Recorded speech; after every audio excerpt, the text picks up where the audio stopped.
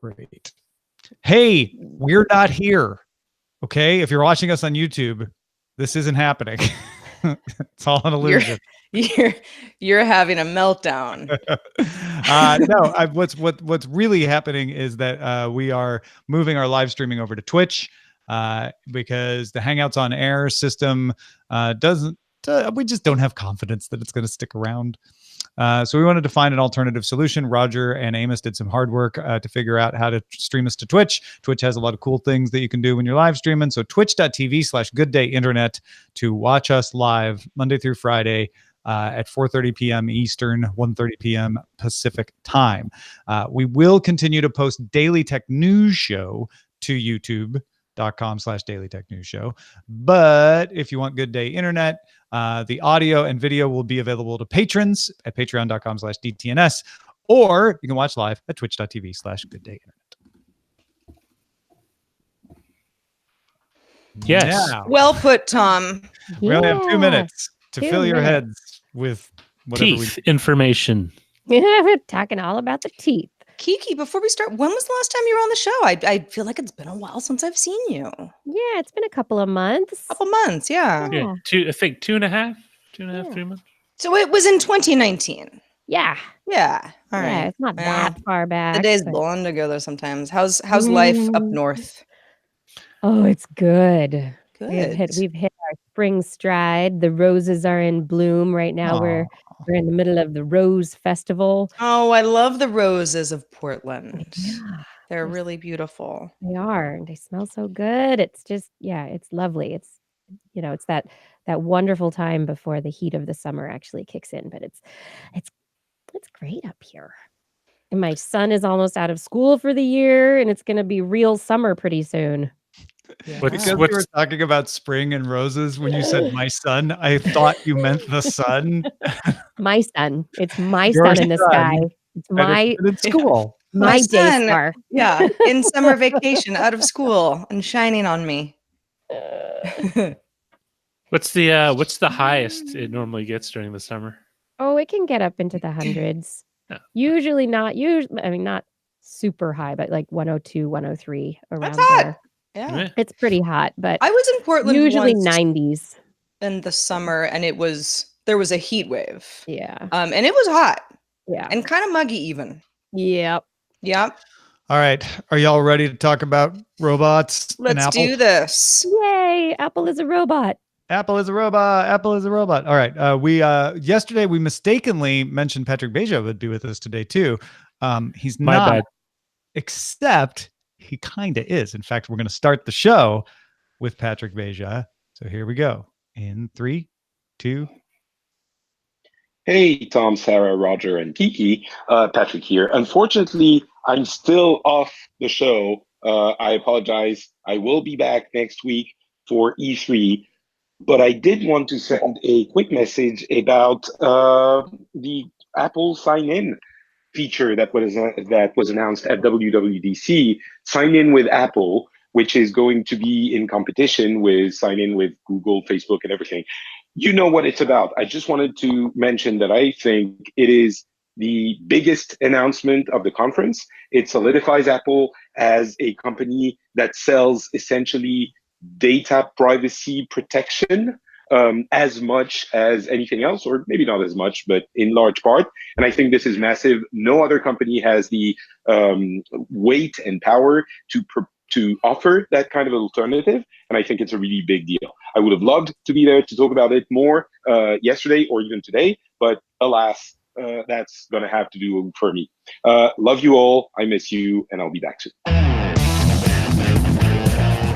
We miss you too, Patrick Beja. This is the Daily Tech News for Tuesday, June 4th, 2019 in Los Angeles. I'm Tom Merritt. And from Studio Feline, I'm Sarah Lane.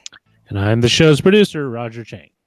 Yes, indeed, Edu. It is time for some tech news, and we have got some cool stuff. We're going to follow up with some Apple clarifications, things that always come out after they do their keynotes. But Dr. Kiki from This Week in Science is also here. Dr. Kiki, what are you going to tell us about? I'm talking about fingers.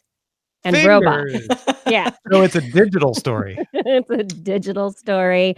Brains and robots and fingers. There we go. I cannot wait to hear more about this.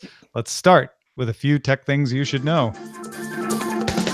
Enhanced tracking protection, which blocks cookies from a blacklist of thousands of third-party trackers, is now on by default in new installations of Firefox. It'll become the default for existing users in the coming months as well. Mozilla also announced improvements to its Facebook container extension and released a Firefox desktop extension for its password keeper, which is now called LockWise, formerly called Lockbox.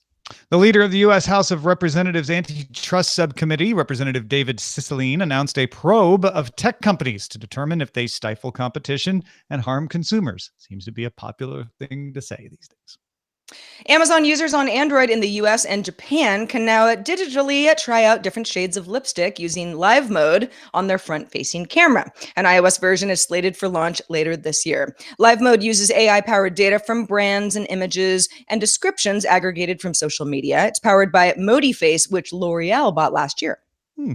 All right, let's talk a little bit about Tim Cook and his reaction to all this stuff about antitrust investigations in response to the report that the Department of Justice has now taken jurisdiction to investigate not just Apple, but Google, Google as well. And Tim Cook told CBS News, with size, I think scrutiny is fair. I think we should be scrutinized. But if you look at any kind of measure about is Apple a monopoly or not, I don't think anybody reasonable is going to come to the conclusion that Apple's a monopoly.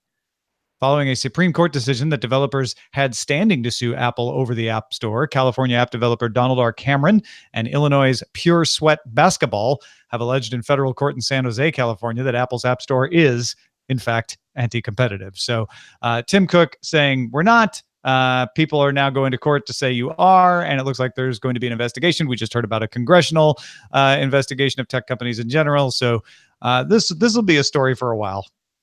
Yeah, Tim Cook is going to say this whether or not anybody at Apple thinks that Apple might be a monopoly. So that's it's not a surprising quote, and it's not really all that interesting anyway. But I think what the courts have granted developers to move forward with is going to be interesting. Yeah, Dr. Kiki, do you have any thoughts on whether you consider Apple anti-competitive or not? Well, I mean, I think it's debatable. All these really large companies, they control multiple markets, and it's arguable that Apple has to control its marketplace. It has to control its software. It has to control the apps and the hardware to be able to maintain the Apple-ness of its product. But then again, could it all be split apart, and could that be maintained? So all of these Google, Facebook, Apple, these walled gardens, the walls need to come down, and we need to bring them down on all of them, or we're just going to have to let them keep going. The Hamilton Public Library in Hamilton, Ontario, has joined the Internet Archive's Open Libraries program. The program uses controlled digital lending, or CDL, to make digital copies of almost 1 million print texts available worldwide. Libraries can't lend more than the number of physical copies that they hold, and restrictions also prevent copying or redistribution. Otherwise, very cool. Yeah, I think this is interesting. I had not heard about controlled digital lending. Archive.org has so many projects going on. It's not surprising. But the idea behind this is that if you want to lend out a copy of a book, but that person can't get the physical copy, maybe the interlibrary loan doesn't work for this particular person, there's no reason you shouldn't be able to scan a digital version of it and make it available to anyone who has an internet connection worldwide. The idea is that once that has happened, you can't give it to anybody else. So you're trying to fend off any kind of exploitation of this for copyright infringement. And when you join CDL, Archive will look at your entire collection as a library and tell you which texts they already have scanned in. So you don't even have to scan those. You can just, authenticate that you have those and only scan the ones that nobody else in the system had. Yeah, it's exciting. I think moving forward, this is going to allow interlibrary lending, allow much greater movement of works around the world and greater information sharing. Yeah, and if people don't know, the knee-jerk reaction might be like, "Well, this will get squashed." But libraries and digital content have been working very well. Yeah. Check your local library and find out what apps they have, because they probably have one that allow you to check out audiobooks and ebooks and things, and even movies and TV shows. Yeah. There's also, I checked out my local library branch recently. It's right down the street from me. It's real nice. And they don't kick you out. They don't make you order coffee if you want to use the Wi-Fi. It's a lovely co-working space. And sure, your library may vary, but yeah, there's the libraries are thriving, and they've got a lot of great resources for the community. And librarians have been working on this, information, on information sciences for years, and how do we maintain copyrights? This is something that is crucial to library sciences, and to literature and information sharing moving forward. Yeah, I'm looking at the Hoopla app that the LA Public Library uses right now, and I can get RBG or Pokemon the first movie, and just like watch them right on my phone right now with my library card. Yep. Spotify Stations is now available in the United States after launching on iOS in Australia last month and on Android in Australia last year. The lightweight app offers easy access to curated playlists with a more radio-like experience rather than your customized libraries and playlists. So users can personalize stations by selecting a favorite artist, say, but you can't pick every song that goes in them. A favorites playlist based on the user's interest also exists in the app. It's very similar to the way Pandora was for years in its early days. Free users of Stations will hear ads and can't skip tracks, but if you're a Spotify Premium user, you get unlimited skips and ad-free listening. Over in the main Spotify app, 5 curated playlists of podcast episodes are going to start showing up for about 5% of the users in Argentina, Canada, Chile, Colombia, Mexico, Sweden, the US, and the UK. Themes of the lists include comedy, true crime, geek culture, walking, motivational, so I guess it's stuff to listen to while you're walking, and relaxing, or mindfulness. A couple things going on here. One is sort of the lightweight app where you're like, I don't want to make choices, or I don't have a phone that has a lot of storage on it, and I want to be able to listen to Spotify stuff. And the other one is good for us, trying to get more people into podcasts. Yeah, absolutely. I'm not a Spotify user, but I am an Apple Music user, and I often will just hit the radio button because it's like, just, give me a genre that I like, because I am a radio user. I like the element of surprise, and I'm not so good about downloading a bunch of albums and keeping up on all of that and curating my own playlists. So I can see why Spotify is like, why not? You're going to hear ads if you're a free user, just like you would be on regular Spotify. Give folks another option if for some reason the full app is a little bit overwhelming. And yeah, as far as podcast themed playlists, I love this. I want to know what geek culture is that Spotify considers geek culture. I know what I consider it to be, but yeah, right, sure. But Spotify thinks it is. But often these sorts of things they're a little hit and miss. But I will find something that I wouldn't have found otherwise, and I'm happy to know about it. I also like walking, so motivation is good too. Yeah, especially if it motivates you to walk. But Spotify is now has opened up its own podcasting platform, and is probably going to be allowing having its own specially featured podcasts. So I'm wondering, who will these curated lists be made up of, like you are, Sarah? I mean, are they pay for play? Are they podcasts that Spotify employees just really like? How do you get into these lists? And seriously, is a motivational walking podcast like, you can do it, just take one more step, keep walking, I don't know if it's about you walking. can That's go really under that tree. It might just be something that's got a good beat, so you're power walking, like a robot along great, with it. and you can do it, and keep on going. There we go. Spotify DTNS turns into walking podcast. Spotify has acquired some original content companies, Gimlet Media being one of them. So one would think these will be prominently featured. But as somebody who's always been trying to get Apple to pay attention to my podcast over the years with varying results, I know that that sort of curated editor's pick stuff can be a little confusing for the rest of us. Well, folks, if you get all the tech headlines each day in about 5 minutes, that means you're subscribed to dailytechheadlines.com, and it's working. If you're like, wait, I don't get all the tech headlines each day in about 5 minutes, well, my goodness, go over to dailytechheadlines.com and take care of that right now. All right, we're going to do a lightning round of Apple Aftershocks, things that came out after the WWDC keynote yesterday, starting with iOS developer Steve Moser noting that 9to5Mac confirming that the first beta of iOS 13 includes an asset package used for pairing devices by proximity, similar to how AirPods and HomePods work. The product type, though, is Tag 1,1. Sounds like a tile type system. Another asset found in the beta shows a mock-up of a white circle with a blue border around it, matching the description of Bluetooth tags that Apple is said to be developing to work with its Find My app. So Apple might be coming up with its own version of tile. Well, I don't know. I've mentioned on a previous show that I no longer use a tile for more than kind of a paperweight that's part of my keychain. However, I know that there are many people who love this feature, and if you want to keep track of your stuff, keys or otherwise, then it makes sense based on what we heard yesterday that Apple would be doing this. Yeah. Lightning round. Kiki, what do you think? Yes, no, I don't care. I don't really care. Fair enough. Moving on. Fair enough.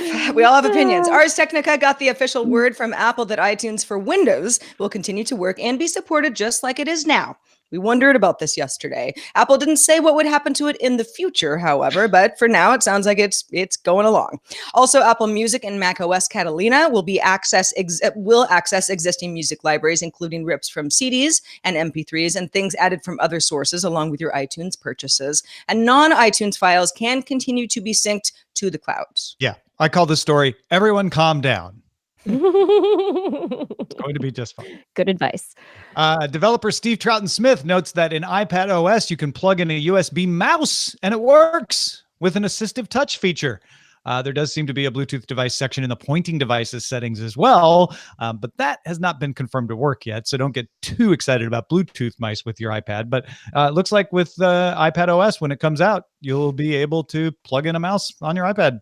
Which thumb drives, mice. It's a whole new world. Right. It's like almost like a little computer. Almost, not quite. Well, it's funny too, because my first reaction was like, would I want a mouse? And the answer is, yeah. I'm just so used to not being able to use it that way that now I'm wondering why I would use it that way. I know they're doing some windows, but if they could do like almost an infinite number of windows overlapping on the screen that I could move around with that mouse, that would be something. I'm imagining it using it as a teleprompter, right? If you had a mouse right next to you, you could just scroll right through. I use mine as a teleprompter. Yeah. Would it be better with a mouse? I don't know about that. Yeah. Well, we can try it out when the version is available. Developer Ben Sandofsky notes that in its updated App Store review guidelines, Apple writes, quote, "Sign in with Apple will be available for beta testing this summer. It will be required as an option for users and apps that support third-party sign-in when it's commercially available later this year." This seems to imply that if you use Google or Facebook sign-in, you will also be required to offer Apple sign-in if you want to be in the App Store. Oh boy. You remember those stories about anti-competitive behavior? Mm-hmm. I'm not saying this is a clear example of anti-competitive behavior, but you can be sure developers are going to be upset about this and complain that this is anti-competitive behavior because they won't want to have to implement this if they don't want to implement it. Well, I mean, is that anti-competitive though? It's offering another option that Apple has laid out as for many people, better option. Well, it's forcing the developer to offer it. It's not forcing me as a user to use it. No, but they're saying to a developer, if you want to be in the App Store and you want to offer a competitor's sign-in, you also have to offer our sign-in. We want to compete. We want to play. I think Apple may have a point that the way that its sign-in works is so different than at least Facebook and Google, to use two other examples, that it has a point. Well, but I see what you're saying. Yeah, what I'm saying is I can choose to not use anybody else's sign-in and run it myself, and I don't have to do Apple sign-in. It's only, according to this, if I'm using Google or Facebook sign-in, that then I have to use Apple sign-in. I don't get a choice if I decide to use anybody third party. And isn't this being argued as a, hey, well, if you want to stay within the privacy of our system and not be snooped on by other outside interests, and that's great. Oh, that's definitely what Apple's doing. Yeah, our Apple users want this. Mm-hmm.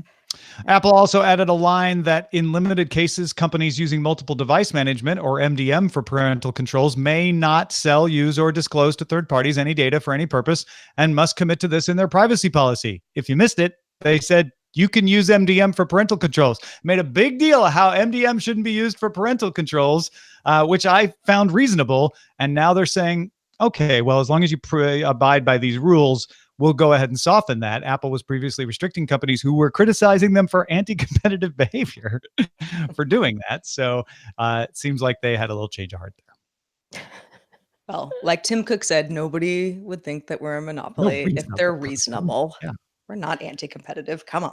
Last week, Apple raised the limit for app downloads on cellular connections to 200 megabytes. This is a leftover from when mobile carriers were worried about data congestion and all the plans had data download limits. 9to5Mac reports that iOS 13 beta shows a card warning a download is over the limit if you're on cellular, but you can download it anyway if you want to. There's also a setting to just always allow downloads no matter the size. Oh, that's nice. Giving me a choice. I like that. Yeah. And of course, with every new OS release, there will be some hardware that can't support it. And the list of hardware that will not get iOS 13 is as follows: iPhone 5S, iPhone 6, iPhone 6 Plus, iPad Air, iPad Mini 2, and iPad Mini 3. And Gadget notes that means that the iPhone SE, the 6S, and the 6S Plus are now the oldest devices to support iOS 13. All right, that's our Apple lightning round. Hope you feel more well-informed about some of the things that weren't in the WWDC keynote. And now, Dr. Kiki has brought us a story about how the six-fingered man from Princess Bride has paved the way to let us control robotic limbs with our thoughts. Yeah. If I have that right? I think you've got the general idea there. Yes. So it's not necessarily a story about the six-fingered man, but researchers have been trying to figure out how people born with extra fingers actually move those extra fingers. What parts of their brain are involved in that extra processing? And does that extra processing actually create a load on the brain and what it's achieving with motions of the body? And the end goal here is maybe we can use the information gained from figuring out how polydactyl people actually use their brains to move their limbs to help people use extra limbs that are artificial. So robotic limbs potentially. Could surgeons be more easily trained to use robotic arms? Could astronauts be used to could astronauts be trained to use extra limbs as well for missions? And would understanding how the brains of people who are born with more digits help us do that? It's really exciting. So the question, according to the researchers who just published in Nature this week, they had said, even though we've known about polydactyly in people and cats, and you might know your six-fingered orange cats, but people also are born with more than 5 digits on their fingers and toes at times, but nobody has ever looked into whether or not it's muscle or nerve inputs from the surrounding digits that control that 6th digit, or if there's actual brain input coming in to control number 6. And so the researchers looked at people tying their shoes, working keyboards, doing all sorts of tasks with their 6-digited hands. And in the case of tying shoes, they could tie their shoes one-handed. So there's even a manipulation benefit to having extra fingers. I found this fascinating because part of the story was about how it's hard to find people with polydactylism because it's usually corrected, quote unquote, because people see it as a birth defect. And so they found a woman and her son who both had an extra finger between the thumb and forefinger. And they could do things like tie their shoes with one hand. Tie their shoes one-handed. And we were talking about, we're talking about devices and our screens. Is there the possibility that with 6 fingers, you have more control over your iOS device? Pinch to zoom, Right. any 6-figure gestures. So there's not very many people going to be able to do that. There's got to be some advantages. Now, I know with polydactyl cats, which is fairly common, Yeah. it's almost always symmetrical. You know, if you're polydactyl, it's both paws. Yep. with humans, that's not the case, right? I think it depends. It definitely there are different ways that it can be expressed. If it is expressed in a basic gene mutation that is part of the symmetrical development of the person, then yes, it's on Then it both would be sides. both. Yeah. Yeah. If it's a mutation that only occurs on later in development, then you're gonna get it only on one side or the other. Because it'd be really interesting to have somebody who, again, if it was not corrected and it was only on one Mhm. side, to explain, this is what I can do with the extra digit that I can't do Yeah. on the other hand, because you've got something to test against. Right. And to get back to to what I think the technology aspects of this article is, they identified, Kiki, if I have this right, they identified the part of the brain that gets devoted to this extra digit. And because of that, they're like, oh, well, that's kind of flexible up there. If you have an extra digit, you just use a part of your brain that would be used for other things otherwise, maybe other digits. And so maybe Mhm. we can figure out how to do that in people who don't have extra fingers or extra toes to control something else. That's when you get the Yeah. Doc Ock situation, Exactly. where you're controlling these external uh, things to you. So you Mhm. could have, like you said, a doctor with a third robotic arm to assist in the surgery that he wouldn't have to talk to. He could just control it Mhm. himself or Yeah, herself. yeah, and if we're talking the future of brain control interfaces, if you just have to imagine it in your brain, it would make the reality of it so much simpler.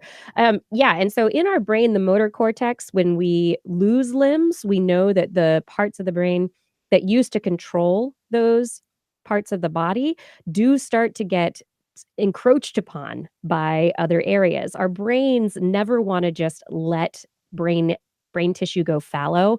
Our brain is always trying to maximize its use of space. And so the amount of nervous tissue that is there for your fingers then is going to get allotted up based on how many fingers you have.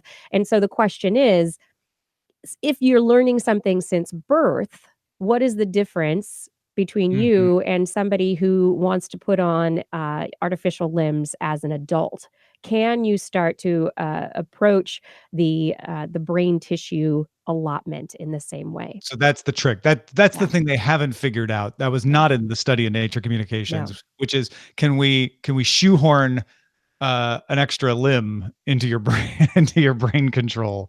Yeah, and I mean, I imagine that if you were to I don't know, if you were to practice often enough, it would be like learning to play the piano, learning to drive a car, Mhm. learning to use a pen, a pencil, any device. It would be a tool, and your brain will create pathways to make the use of that tool easier and easier over time.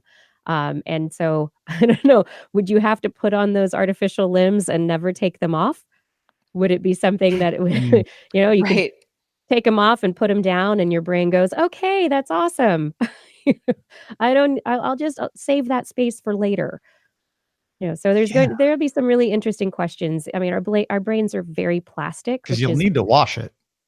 right, you would need to wash it at some point. Your brain, that is. No. Yes. The extra limb and the brain. Yeah. Uh, yeah, I wonder if it's sort of like trying to teach yourself to write with the opposite hand, right? If you grew up Mhm. left-handed, trying to write right-handed. Uh, Exactly. Yep. is it gonna be like that, or is it something even weirder or harder? Um, Well, and we always Yep. say, well, if you learn to play the piano or ride a bike or lots of mhm. things, or learn a language at a younger age, you have the advantage because you've got so much more absorption potential in your brain than when you get older and it's harder to Yeah. adopt these things. But then you've got situations where, I know somebody who had a stroke. He was a very accomplished artist and his right side wasn't really working anymore. And now he draws with his left. Still Yep. really talented. It's just different. So I wonder, in those sorts of situations where you almost have an opportunity to be able to adopt some of this stuff. Mhm. Yeah. Or the people who relearn to talk by imagining themselves singing. Or that. Yeah. Yeah. There's all kinds of weird brain hacks. Yeah, all of it though, I mean, it'll be a massive learning curve as with, as we're seeing with all the brain control interfaces that are coming up in research. It's none of them are easy to take on, and something that would be an extra limb, that control would be kind of tough to make fine-tuned. Well, something we like to consider our extra limb is our subreddit. Mhm. You can submit stories and vote on them at dailytechnewsshow.reddit.com. Another limb that we love very much is our Facebook group, facebook.com/groups/dailytechnewsshow. They're like 2 extra lobes of our brain. It's true. Yeah. Yeah. Just feeding good information every day. All right, let's check out another lobe of our brain, the mailbag.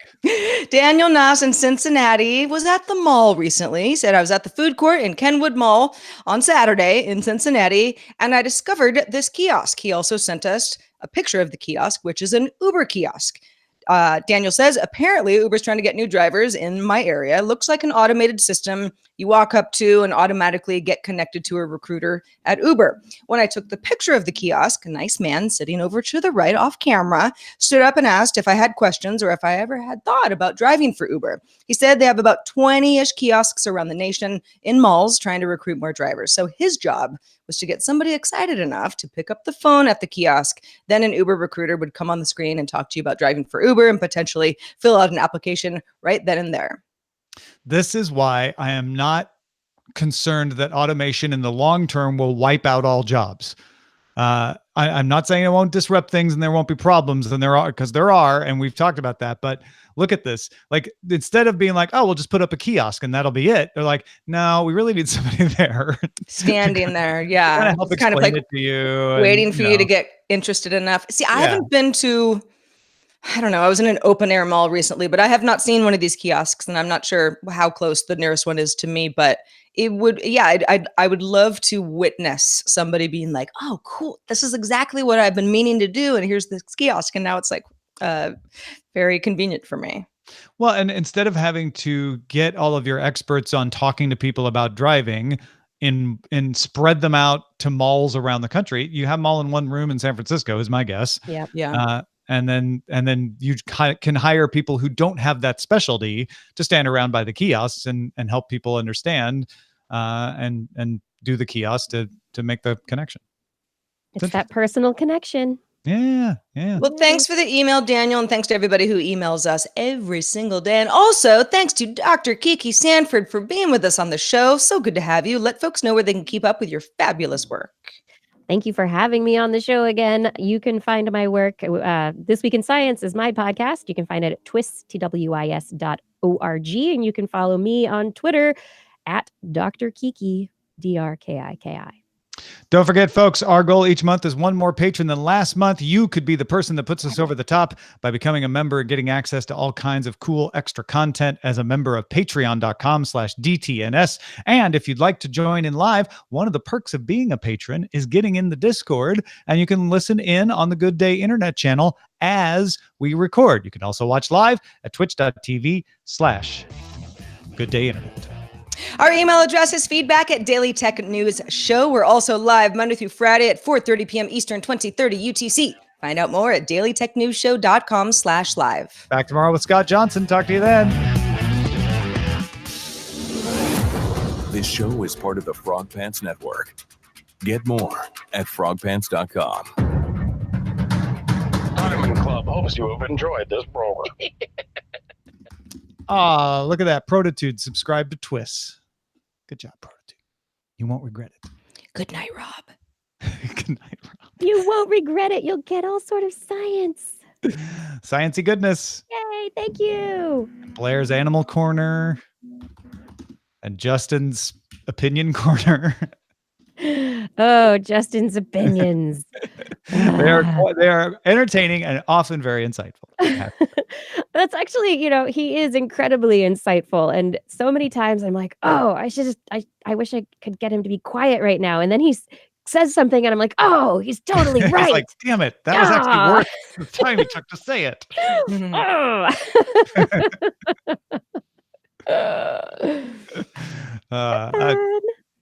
Good show. Good show. What should we call this show that we just did? We have suggestions at DTNS. showbot.tv. Brains and Fingers and Robots, Oh My. That's a good one. Mm. Yes, no, I don't care. I thought we'd get more Princess Bride jokes. I don't care. Yes, no, I don't care. Researchers fingering out polydactylism. I like that one. That's cute. I like it. Born ready to sign in with Apple, because Patrick is always born ready. Born ready. You can do it, Sarah. Motivation for your walking. Thank you. That's motivation alone. Right there. Yeah, the six-fingered man. The six-fingered man. Yeah. 5-finger salute to science. Teaching old dog new limbs. Giving robots the finger. Oh, I like it. Everyone calm down on iTunes. Good titles today. Stuff. You guys are punchy. I like giving robots the finger, but I'm not sure if it's descriptive enough. But I think it's clever. We could do Brains and Fingers and Robots, Oh My, then. I like that one. Sure. All right. That's going to be Brains and Fingers and Robots, Oh My. Oh my! I already voted for that title. I know. I'm trying to copy it. All right. And then for Good Day Internet, Dental Tips Now show. DTNS. Dr. Kiki's SUN. We're not here. We're not here. I'm good with any of those. They're funny. Oh yeah, the copy entry is off. Yep, I could turn that on. Thanks, BioCat. Do you care? Good Day Internet, Roger? Yes, no. Roger's not here. I'm here. I'm here. Yes, okay. What was let's see. We're not Dental here. Tips Now show. We're not here, and Dr. Kiki's son, SUN. I'm amazed no one made a pterodactyl joke. Like, because you could have a pterodactylist. Too clever by half. Wait. What? Yeah. Okay. What? Periodactyl polydactyl? I don't get the joke. Periodontal polydactyl? I think he's trying to do periodontal as a pun. Yeah. Which is high difficulty level. So it would be periodactyl. That's the joke, not polydactyl, periodactyl. Okay. We'll do the Dental Tips Now. Dental Tips Now show. I think I am a periodactyl because I had 6 wisdom teeth. You had 6 wisdom teeth? And it's not that uncommon, actually. Did you have them all taken out? Told me. I had 5 taken out when people usually get them taken out, like age 18. And then I had the 6th one taken out just a few years ago. I had no wisdom teeth at age 18. I had my first wisdom tooth appeared at age 37. Whoa. Oh, so they weren't like on x-rays or anything. They just weren't there. They're like, oh, you don't have any wisdom teeth. That's weird. Huh. And then at age 37, my dentist was like, yours. You have a wisdom tooth. Did you not ever get these taken out? I'm like, I didn't even have any. And she's like, well, never got one now. It was just the one? It was just the one. And then 5 years later, another one. And they took that one out.